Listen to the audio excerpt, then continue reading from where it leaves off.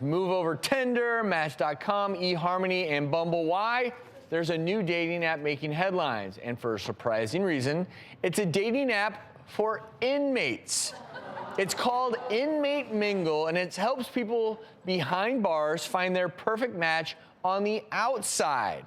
Actually, the way this works, because it is kind of an interesting concept, is that either the inmate or a friend or a family member does sign them up to this online app, but the idea is that the people on the outside are actually writing physical letters and becoming pen pals and establishing a relationship. And it's actually the inmate that pays to be listed on this website. And the interesting thing is I went on this website and I checked out these profiles. I was curious. I wanted to see what it was about. And so they're actually able to show a photo, and they can write something about themselves. It's very personal.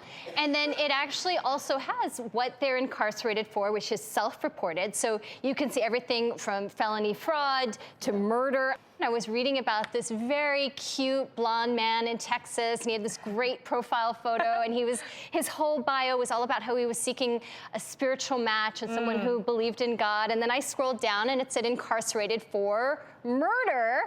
Wow. And then, that was kind of daunting. That's what changed the rest of this profile.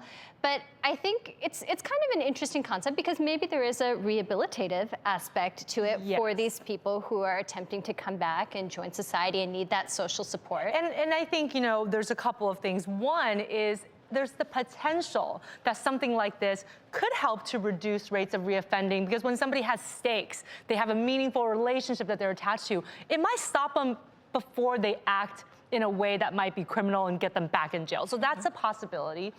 And I also think that in general, we want to be humane. If it's not somebody who is, for example, serial killer, we know they can be rehabilitated.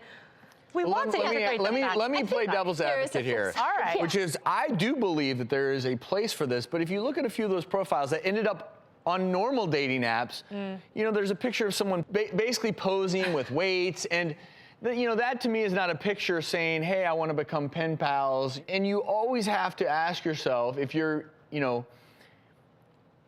starting a relationship with someone who is in prison for murder, I think you just need to be very careful, because if you're oversharing details and you don't know anything about this person other than handwritten letters, you just have to be a little. Am I the only one who feels this way? You just got to be a little bit. No, I think everything on this website is place for helping inmates to move on to become better people, whether that helps them in prison or when they're out. But there's so many darn dating sites. I don't think you need to go to a dating site that has people that are incarcerated. I think also sometimes they could be taking advantage of asking people for money. They could get your contact information. I think there is actual real danger here. Just with any dating website, you have to be careful if people are putting false information.